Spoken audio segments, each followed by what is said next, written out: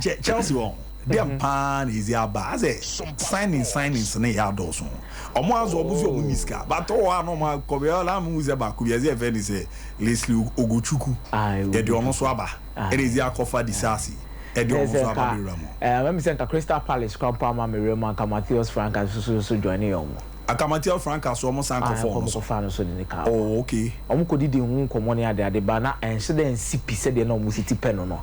Mintina also moving on, but they needed to sign a centre back. Meaning say Chelsea this season no more games for Europe. More FA Cup, EFL Cup and the Premier League. But untimi and rely on a 39-year-old Thiago Silva throughout the season. Injury betimi aba. Trevor Chalobah, Ujide Wonimu saying you need a replacement for Wesley Fofana.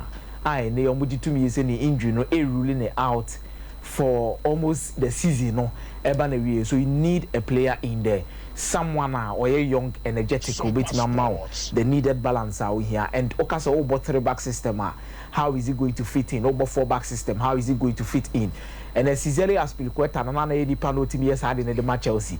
So obo 3-back Aspilicueta dem class obo 4-back no set to be more as a center back at the moment. And then Ombehen so obetima sa fit in as a right back and I think said Disasi fits in that particular bill for Air Chelsea and 45 million euros and in this current market Abu Dhabi. In this current market, I think say it is a big pool for Chelsea. So Benya Disasi for 45 million euros plus add-ons. Now, I know Abu Dhabi, Abrante no Ababe drew London. And they obey the medicals at the Chelsea. Already there has been documents exchanging between AS Monaco and Chelsea. Documents no many exchange area. Abrante no also obey the medicals no. Na be at me say and obe finishing the main part of the medicals no na bibia akoye e de amadisasi so an official announcement between this evening and tomorrow morning say Chelsea a confirm disasi signing na e manenyo he's in London to do his medicals. Then Rasmus Hojlund so ebe lande ewo England ende okwakoye the medicals ewo Carrington and Abu Dhabi nyoma bekoye e de amana mo no so atimi asen sign the contract 5 years plus additional 1 year as a player for Manchester United in the number 9 jersey. No, some man for saying no be arrive. No, crew woman say about Atlanta be ball Bournemouth no one call back. Atlanta be ball Bournemouth to England. Omuyi no one call back. He was around just to make sure say nyoma beti my head. Basically, it tobacco any medicals no with Manchester United and officially Man United so be confirmed. So within the next 24 hours. So once Manchester United are confirming Rasmus Hojlund susu deal na e manenya wanwa ene and opiemu ababe. So is agenda for be juma. Oh yes. It's your Man City or more Holland or and I'm also more Hojlund. Oh yes. It's la la ni di never transfer. But we say no maybe expectation for him in the first season no cry. And move 15 goals. Sir. Oh yes. My expectation for him. Oh I know. My expectation for him move 15 goals in the first season. My expectation for him be pejapa just in the second season and the third season. And my expectation be peja de amane pa.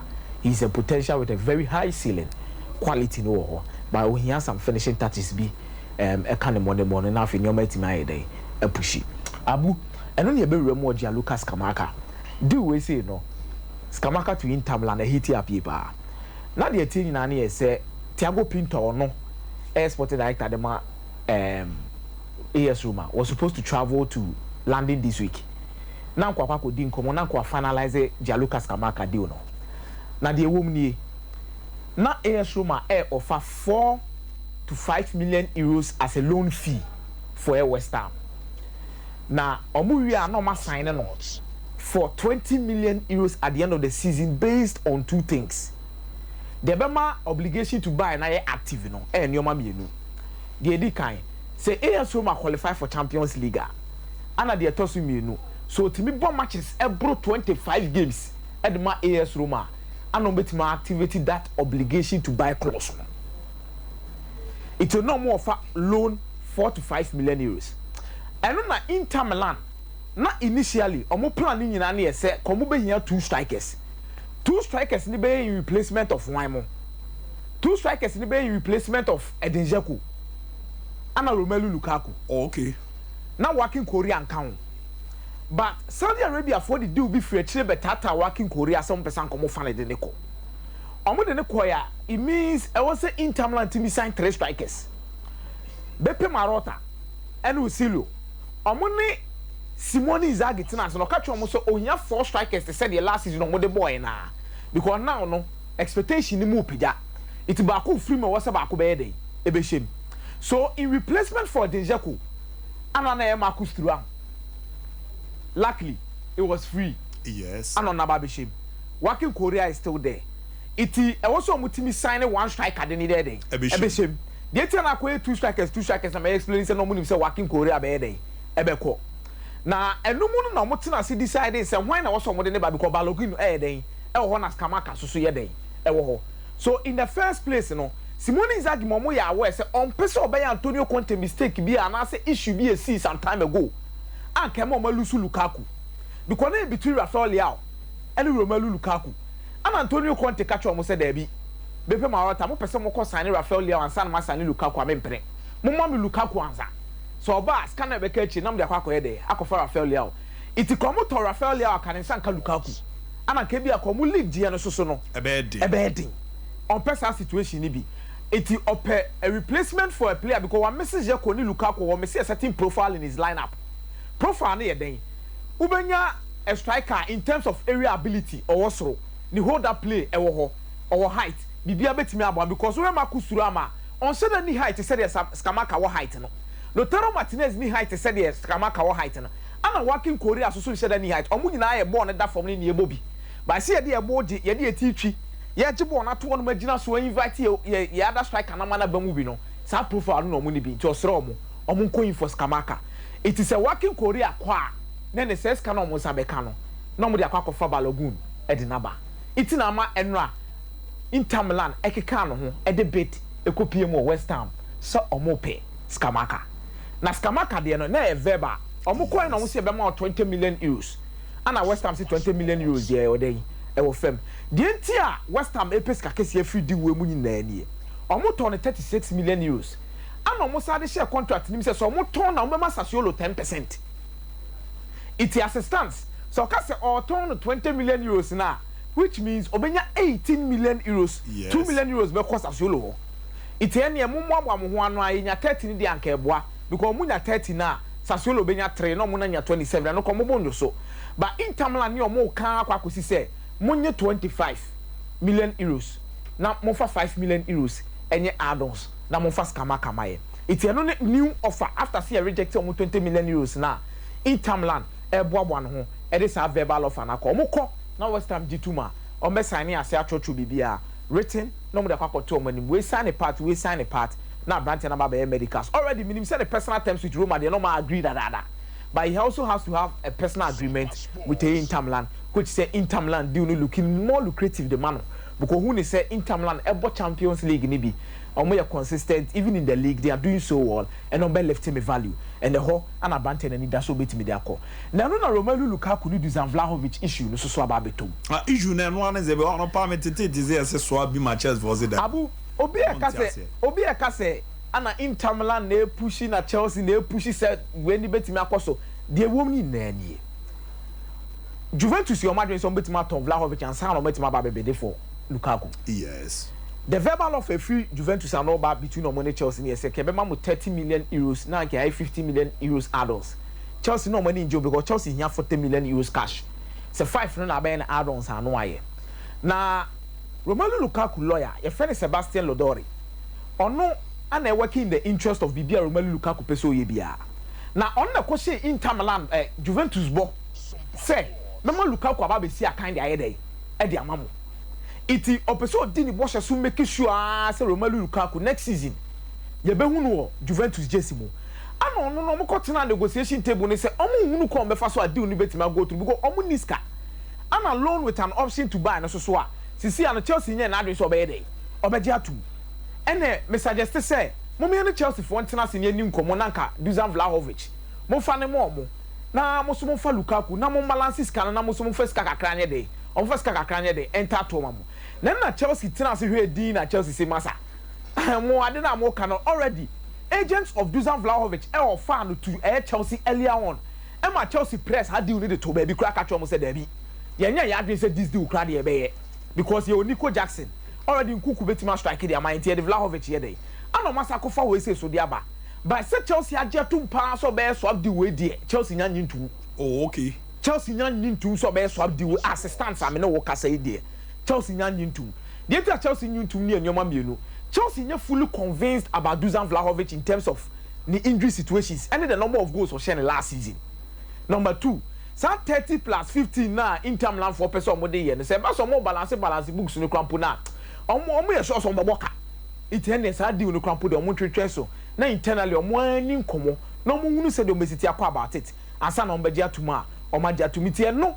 Energy na say abudi abi. Ama sa swap deal no ama phone eye Lukaku lawyer no ne kosi nkonya. Eko suggest say idea no dey buy. Okay. It Chelsea there. Omo ti baby say Lukaku dey say dem say the tia akoka aduam kakra. Ohunu the OCT yen ho, the left or the right. It's assistance there. Dusan Vlahovic and Romelu Lukaku swap ne there. Nyoma mienu na Chelsea jina so say omo person mo be here. Vlahovic injury situations plus the number of goals or sharing last season, they are not fully convinced. Number 2, Inter Milan sika omo person mo the value for Romelu Lukaku there 30 million euros plus 50 million euros no. Omo ni nye ho. It's omo be discussing internally before they will come out with a decision. Now, eno na Abu Hurricane meeting ye kodi ni na meeting eno ye dey e ba so the send move pie mu England o ma be di nkomo ni nyina but the thing say there's still no agreement between Tottenham Hotspur and Bayern Munich campaign for when it comes to Hurricane na ye di nkomo ko akiri na no Tottenham ade ba ko omusu ama Daniel Levy ho popo se deal no kra no on person be ni sese ni say ye remu into 1st August. We have barely like 30 days to the end of the transfer window. Yes. So Ojiska from Hurricane one oko market ni mu a amafo be say eh na okra Ojiska aye dey sisi ana aye dey Ojiska who pay replacement who be pro side who be getting a quality like Hurricane onu benya a huge impact on the team and menumu ya no so another question. It's Bayern Munich for any tina se didi nkomo na ye be ma aska say no me 25 million pounds apart. 25 million pounds apart, which means Bayern Munich is looking in and around 75 to 80 million pounds. So yes. Plus add-ons to some of this kind of day. Ebeto Tottenham susu jina 100 million pounds to 110 million pounds on more. Which means they also to me bro 120 million euros. And Omujis can they are fully convinced. No magis can no more about tour. And then some train crown the following season, you can only be invest in other positions in the club. Next can be a train kakra and sana next season Mako Pe strike on Mako Pe. And Bayern Munich baby Omujina and Tottenham baby Omujina sika sem the 25 million pounds in a year. Emuwa by the who woman say figures are ye quote set Tottenham ehwehwe ni nyina ya de Daniel Levy enfri na no ma say me here 120 million pounds and I mean 125 million euros. Is the assumption around the value of Hurricane with 1 year left. But reality no Daniel Levy can't share Bayern Munich say monko first ka we famreme. But mo discan ba no aka che mo say mo first ka nto nche. Mo fa bi nkan ho. Sa na oye yo mo sa left and right. But mo yes ade wari nyina Tottenham enim say so mo bobo sisie ya Manchester United beba ho. Real Madrid betima aba ho. Obia betima aba ho. Aba be sign Hurricane. Let's not forget that at the beginning of the season, Carlo Ancelotti catch Real Madrid in penny for Copa Hurricane. Emire mfi. Oma dream free so despite say Kylian Mbappe deal ne hango and Kylian Mbappe nyatna so atna Paris Saint-Germain no move to Real Madrid. In the latter stages of the window Real Madrid betima tam say scam e dey akọ straight to Tottenham say ana mo koso between Real Madrid and Bayern Munich no you already know where Hurricane will have to go and play because one okono one dey kwakobo 9 no straight meaning say Bayern Munich kwakobo 9 there but the Spanish La Liga the mileage of Real Madrid and all of these things so Manchester United so better so ben okedo no wachire and let's not be careful about this thing about Man United FFP no Adidas deal na aka 18 months. Yes. So how do you renew a contract aka 18 months? As a BBO. Just to make sure say there will be some sort of revenue coming into the club. A bit pijam. Or musika semu. Na say FFP no. Enye gidigidi by force say what see a ton. But we meet sign players bi wachire. Ana mo tedi no mo yesade no. Abu Enna Victor Osimhen. For Osimhen we ma me na Michael bra. Abu. Week bia 1 million euros. Week bia ze. 1 million euros. Victor Osimhen. The fee Saudi buy no. The fee Saudi buy. Week bia 1 million euros. 1 million euros. It in a year near 52 million euros. Abu also member Napoli 140 million euros. De Laurentiis say 140 ni so amon ko fa 200 emra. Scanner and Camode Quacofa Kylian Mbappe did not over Scalibeto. Monteso 100 and then a move for 200 Nimra. Mode bar. A Branton and Gazami's on one Casabe convince or be convince Vito Simena say 200 million Wojila Boyade Boko. But I feel say it is too early for Victor Osimhen to move to Saudi Arabia. Akomeah Kroma de Bibia Timisio. It is too early. Akomeah.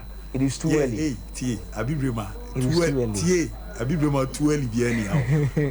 Akomeah Tie. It is too early. Tie meba. We. A confo is all show more African. Yeah, no offer ne ba. The edge no. And them cover be a cover boy, you were born with Ponja word best that. Tie, who did the American. On the word best that. Do bet me aja if you crown or crown last your cocoji go king a boy. Say it is almost in your best player. I quite scally fine. Aha. And Tino saw only as in not to be a mamma. Or say €1 million a week. Amazia. Or toward den ape. €1 million a week. Or toward den ape. 52 and no cry salary no quackeke. I don't know who they my bonus is near the Debbie. I don't know who they in my SOMPA Sports. And a club also already cried Gallo. Club only play Gallo. Also, Crabs are Bogusi because quality players. But the Laurentiis €200 million now demanding the Abu. I'm not sure Alali will be ready to pay €200 million for. No. Now, if you are paying €200 million, €300 for Mbappe, and I could try the same thing for a year Vito Osimhen. It's just that Napoli Nanka said they don't want it. So also on the contract extension, may catch you say, almost the buyout clause be almost the buyout clause, a new contract, but be extended for 2 years. Per the current contract, almost had the 2 years account. But the buyout clause be buyout clause no so crab activated and this is the next 2 years. And Sana no so. And so no crab over €100 million. But we are pushing for you. It was a phone you. And I want to trust this and then you are our friend or class and go. I was on Munjaiza. All for it, I come and would do. Not your particular words. It's too early. I will be early, Ben. It's too early. And the Laurentiis are now where the moon was on Peso Betona. Now €200 million for Vito Osimhen. How realistic is it? I will know it. You don't want to sell. And Saudi wouldn't even $200 million. Mate, my wife come round on me. Why? Me that's a transfer man.